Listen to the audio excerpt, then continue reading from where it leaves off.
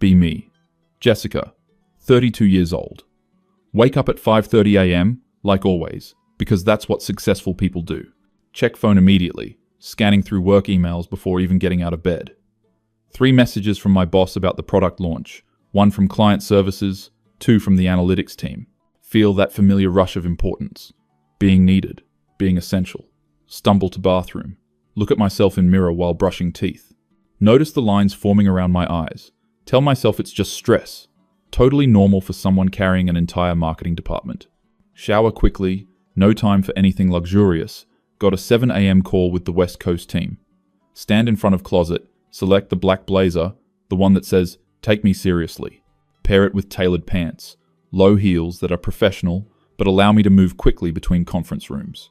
No time for breakfast. Grab a protein bar and my 3rd coffee of the morning.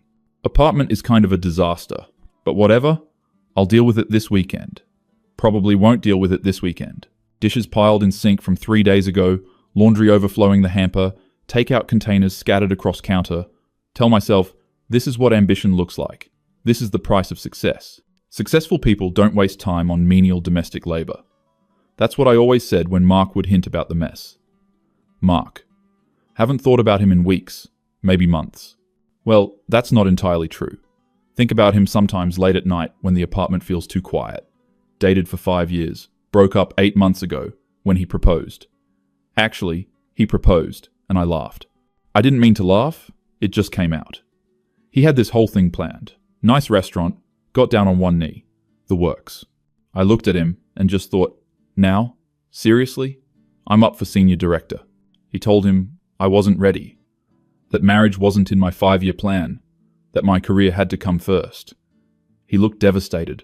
Said he'd been patient for 5 years. Wanted to start a family. I reminded him that I'd been clear from the beginning about my priorities.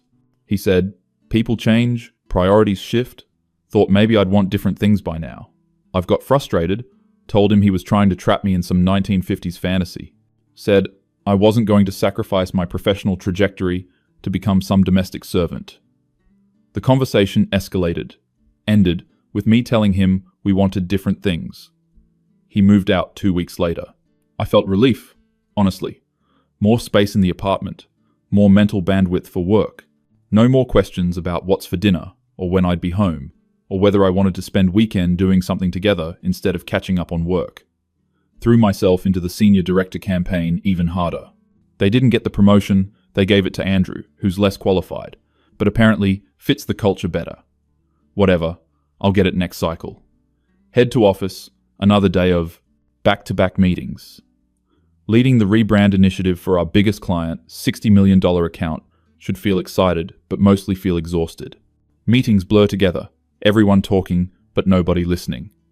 Lunch is another protein bar at my desk, while reviewing analytics reports. Colleague mentions she's leaving early for her kid's recital. Feels slight judgment creep in. That's why she'll never make VP. Not hungry enough. Too distracted by domestic obligations. Stay until 7 p.m., later than most people, but earlier than I'd like. The boss already left at 5. He has a wife who handles everything at home so he can maintain work-life balance. Notice he never seems stressed, always well-rested.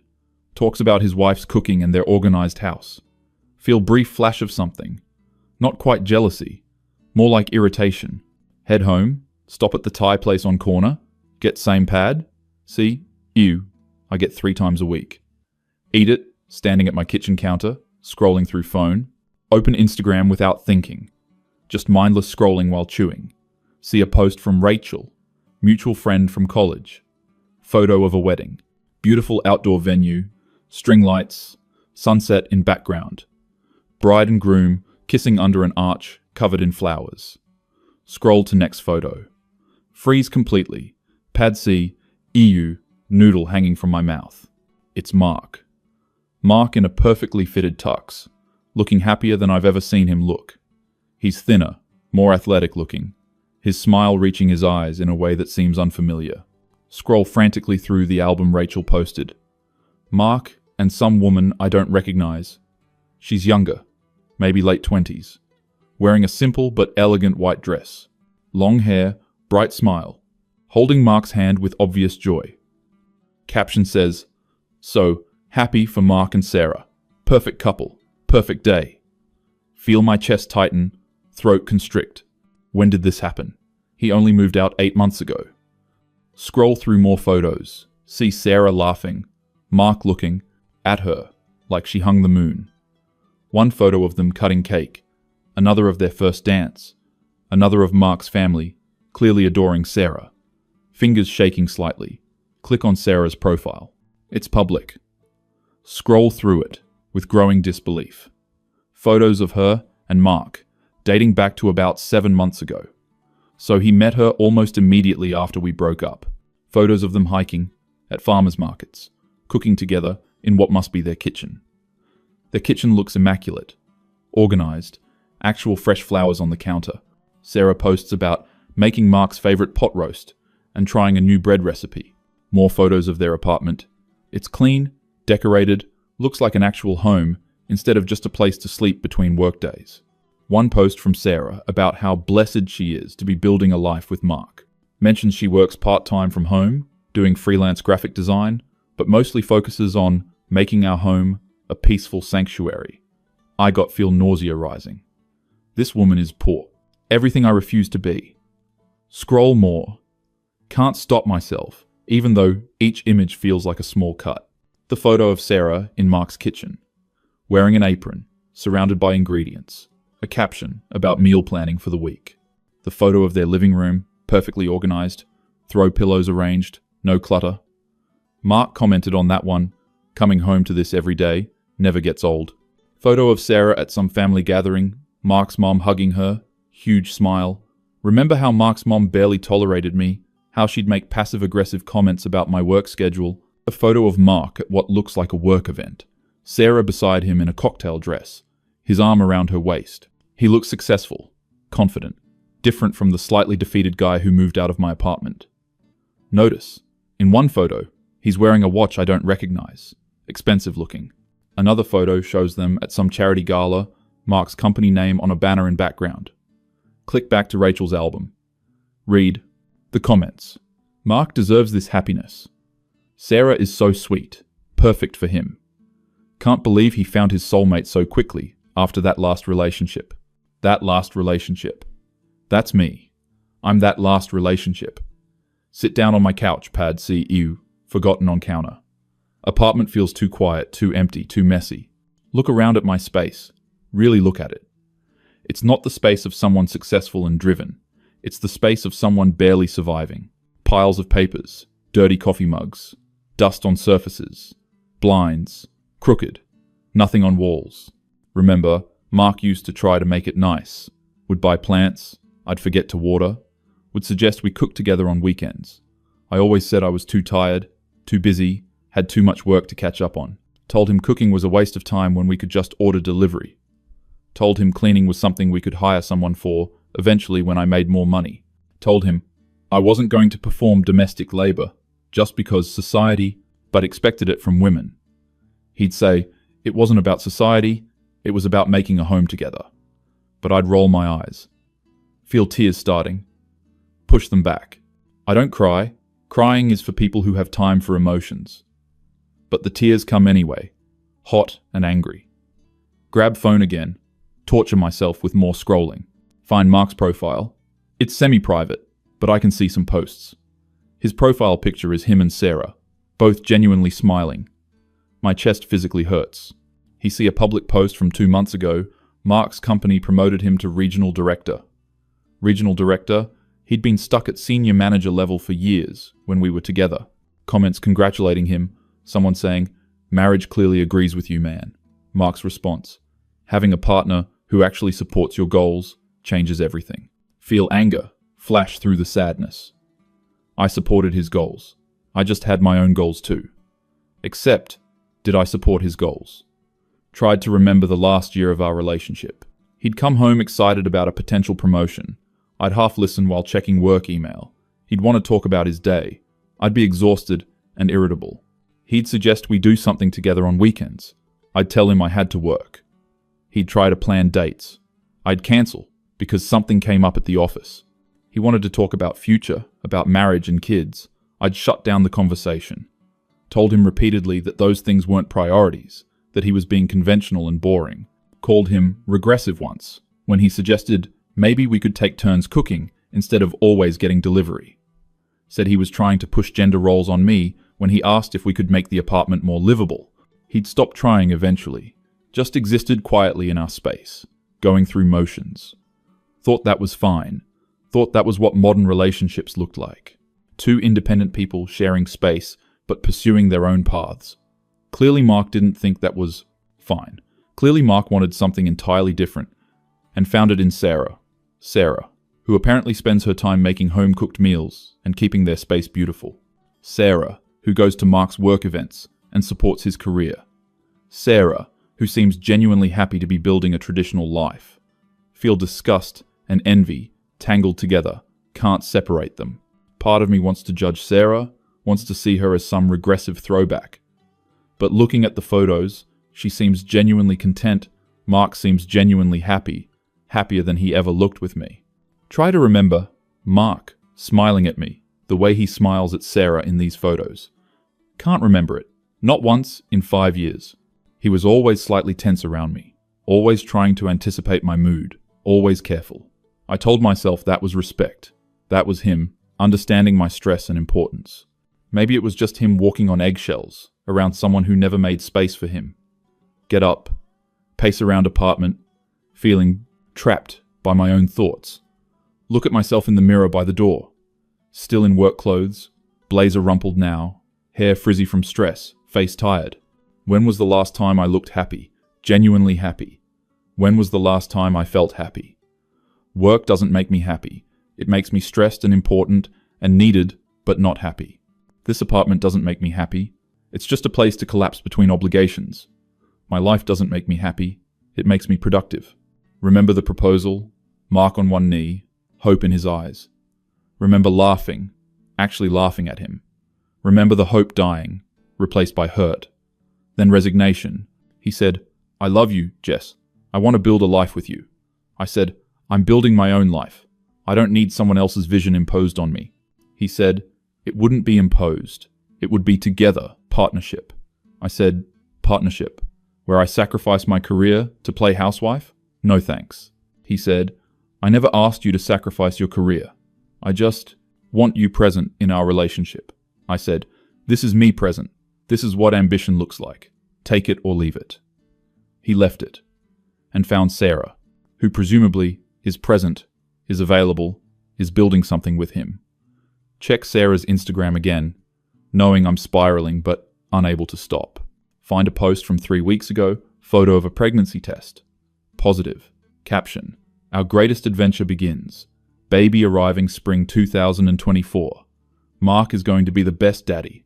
Comments full of congratulations. Mark's response full of heart emojis and excitement. Feel like I've been punched in the stomach. They're having a baby. Mark is having the family he always wanted. With someone else. Someone who wanted the same things. Someone who made space for those things. Sit back down. Phone clutched in hand. Feeling completely unmoored. This wasn't how it was supposed to go. I was supposed to focus on career, become senior director, then VP, build empire. Mark was supposed to be there. Waiting, or maybe I'd find someone later. Have kids on my timeline. Or maybe not have kids. That was my choice. My decision. My timeline. Except, Mark isn't waiting. Mark moved on immediately. Found exactly what he wanted. Built it fast. Looks happier than I've ever seen him. Is more successful than when we were together. Has everything he dreamed about while I have. What do I have exactly? A job that stresses me out where I got passed over for promotion. An apartment that looks like depression feels. No relationship. No prospects. No time for dating anyway. Friends, I never see, because I'm always working. Family, I visit once a year out of obligation. A closet full of professional clothes and a refrigerator full of condiments. This was supposed to be empowering. This was supposed to be my choice, my path, my success. So, why do I feel completely hollow? Try to rally, give myself a mental pep talk. I'm successful. I'm independent. I don't need a man. I don't need traditional structures. Sarah's life is regressive, limiting, stuck in the past. I'm living in the future, career-focused, self-sufficient, but the words feel empty, rehearsed, like something I learned to say rather than something I believe. Look at Sarah's photos again. Really look at her face. She looks peaceful, content, secure. Look at Mark's face in those photos. He looks the same way. Plus, proud, happy, settled. Try to remember the last time I felt peaceful. Can't remember it. I feel driven, stressed, important, needed, busy, exhausted, never peaceful. Check the time. Almost 9 p.m. Should probably do some work. Open laptop, stare at screen, can't focus. All I can see is Mark's smile in those wedding photos. All I can think about is Sarah greeting him at the door after work. Probably with actual food she cooked. Probably asking about his day and actually listening. Probably making him feel valued and appreciated instead of like an inconvenience. Remember the last few months with Mark, before the proposal. He'd come home and I'd barely look up from my laptop. He'd ask about my day and I'd give one-word answers. He'd suggest we spend time together and I'd say I was too busy. He'd try to kiss me and I'd turn my cheek, distracted by phone notifications. We'd go weeks without intimacy because I was too stressed. We'd sit in same room in complete silence, both on devices, no connection. Told myself that was modern love, comfortable silence, independent together. Maybe it was just neglect. Maybe I neglected someone who loved me because I was too focused on a career that doesn't even love me back. The company would replace me tomorrow if I quit. Mark replaced me in months. No, not replaced, upgraded. Found someone who wanted the same life he wanted. Someone who wasn't fighting against connection, against domesticity, against partnership. Feel anger rising again, directed at myself this time. I had 5 years with a good man who wanted to build something real. I treated it like an inconvenience, like an obligation, like something beneath my ambitions. Told myself I was too good for cooking and cleaning and traditional gender roles. But Sarah has a job too. Freelance graphic design. Works from home. She just also makes space for partnership, for homemaking, for building something beyond career. I made space for nothing, except work. Work that doesn't fulfill me, doesn't make me happy, doesn't give me peace. Just gives me stress and a paycheck and a title I didn't even get promoted to. Stand up, look around apartment again. It's pathetic, honestly. The space of someone who's given up on everything except productivity. Walk to kitchen, look at sink full of dishes, counter covered in takeout containers. Mark used to clean this. Used to try to keep our space nice. I'd come home and barely notice. Or I'd notice and feel vaguely annoyed that he'd moved my stuff. He told him once that his cleaning was passive-aggressive and trying to make me feel guilty. He said he just wanted to live. Somewhere pleasant. I said if it bothered him so much, he could clean it himself. So he did. Until he didn't. Until he moved out. Open refrigerator. See 3 takeout containers. Condiments. Week-old milk. Sarah's Instagram shows a refrigerator full of meal-prepped food. Fresh vegetables. Organized containers. She posted about it once. Some caption about enjoying the process of planning and preparing. I would have mocked that a year ago. Would have called it performing for the patriarchy. Now I just feel empty looking at my barren fridge. Close it. Lean against counter. Feel tears coming again. This time, don't push them back. Just let them fall. Cry alone in my messy kitchen. Mourning a relationship I didn't appreciate until it was gone. Mourning a man I took for granted until he found someone who didn't. Mourning a version of life I rejected without ever really considering it. Not saying I should have become a housewife. That wasn't the only option. But I could have met him halfway, could have made space for both career and relationship. Could have cooked together sometimes instead of always ordering delivery. Could have kept our space livable instead of treating it like a hotel between work shifts. Could have been present, available, interested in building something together. Instead, I built walls, built defenses, built arguments about why partnership was oppression. Told Mark he was conventional and boring for wanting marriage and family. Told him I was too evolved for such basic desires. Told myself I was superior for prioritizing career over everything else. But I'm not superior. I'm alone. alone in a messy apartment with a mediocre career and no prospects. While Mark is married, promoted, happy, having a baby. Everything I told him was antiquated and regressive, and he's thriving while I'm barely surviving. Phone buzzes, work email, something about tomorrow's meeting. Used to feel important when work emails came through, felt needed. Now, just feel tired. Ignore it, walk to bedroom, sit on unmade bed. Sheets haven't been changed in weeks. Laundry pile in corner. Nightstand covered in water glasses. Sarah probably has matching sheet sets and makes bed every morning. Probably does laundry regularly. Keeps bedroom peaceful and clean. Probably makes their bedroom a sanctuary instead of just a place to pass out from exhaustion. Lie back on messy bed. Stare at ceiling. Try to figure out where it all went wrong. Was it when I laughed at his proposal? Was it before that? Years of slowly prioritizing work over him. Was it from the beginning? Some fundamental incompatibility I refused to acknowledge. Or was it my own arrogance, my own certainty, that my way was the only evolved way? Remember, conversations with work friends over the years. All of us agreeing that men who wanted traditional things were threatened by successful women. Agreeing that domestic labor was beneath us. Agreeing that we didn't need partnership, we needed careers. Agreeing that anyone who chose differently was betraying feminism. But Sarah seems happy. Mark seems happy. My work friends seem stressed, divorced, alone, or in struggling relationships. We bonded over our superiority, our evolution, our rejection of traditional structures. And we're all miserable. While women like Sarah, who we judged as regressive, seem content, maybe we got it wrong. Maybe there's no one right way, no superior choice. Maybe some people thrive in traditional structures, and some don't. Maybe I was so busy proving I didn't need those things that I never asked if I wanted them. Mark asked me once, year 3 of our relationship, what I actually wanted. Not what I didn't want, not what I was against, but what I actively wanted. I gave him some speech about career advancement and financial independence. He said, "Okay, but what do you want in your life, in your daily existence? What would make you happy?" I didn't have an answer. Still don't have an answer. All I know is what I have now, isn't it? Checking work email at midnight, isn't it? Eating takeout alone, isn't it? Living in squalor because cleaning is beneath me, isn't it? Having no one to talk to, no one to share with, no one who cares if I come home, isn't it? Mark has all of that now with Sarah. And I have nothing except principles that keep me warm at night. Except they don't. I'm cold and alone and regretful. Grab phone one more time. Look at wedding photos again. There's one of Mark and Sarah, looking at each other. Foreheads touching, eyes closed. Pure contentment on both their faces.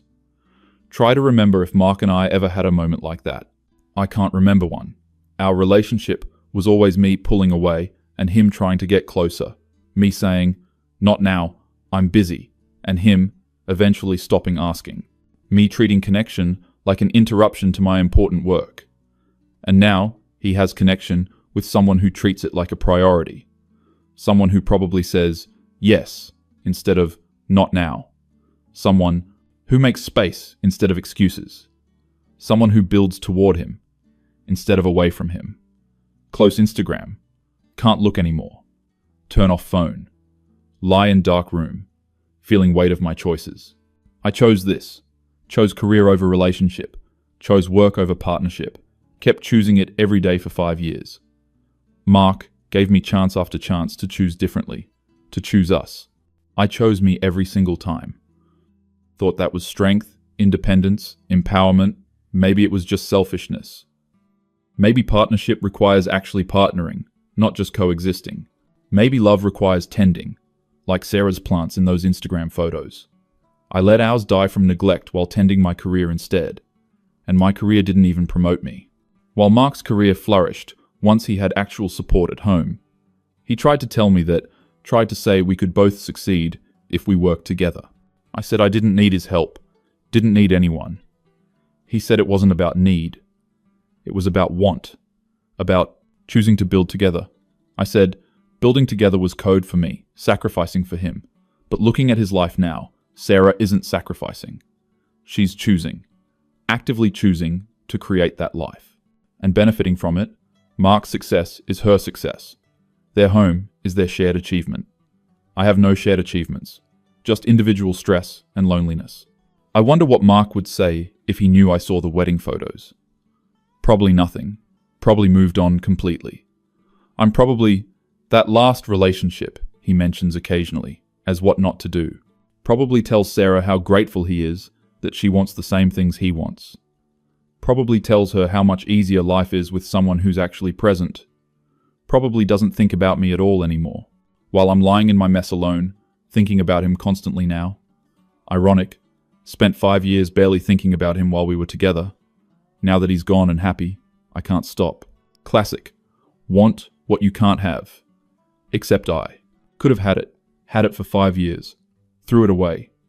Chose pride and career and independence over partnership and love and building something real. And Mark found someone who chose differently. Someone who chose him.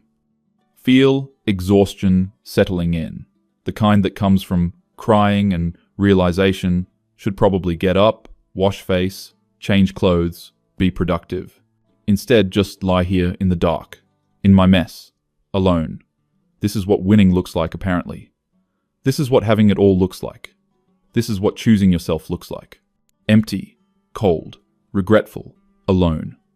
While Mark is home with Sarah, probably in their clean, organized house. Probably eating something she cooked. Probably talking about their day, their baby, their future. Probably happy, genuinely happy. And I'm here, career-focused, independent, successful, and absolutely miserable. Wondering if I made the biggest mistake of my life.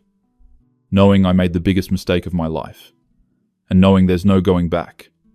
Mark isn't coming back. He found better. Someone who wanted what he wanted. Someone who made space for him.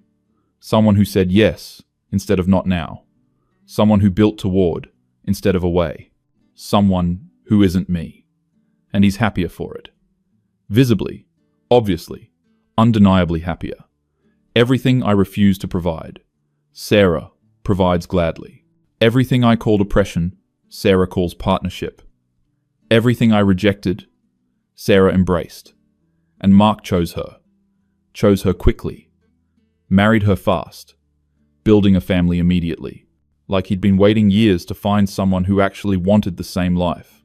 But he had been waiting with me, hoping I'd change. I didn't change, told him I wouldn't, insisted my way was superior. So he left and found someone whose way aligned with his. And I'm here, alone, forced to confront that my superior way led to nothing. Nothing but takeout containers and work emails and regret. Close my eyes, try to sleep. No, I won't. Tomorrow will be another day of meetings and stress and pretending this is fulfillment. Another day of coming home to an empty apartment and cold food. Another day of choosing career over everything else because I already burned the bridge to anything else.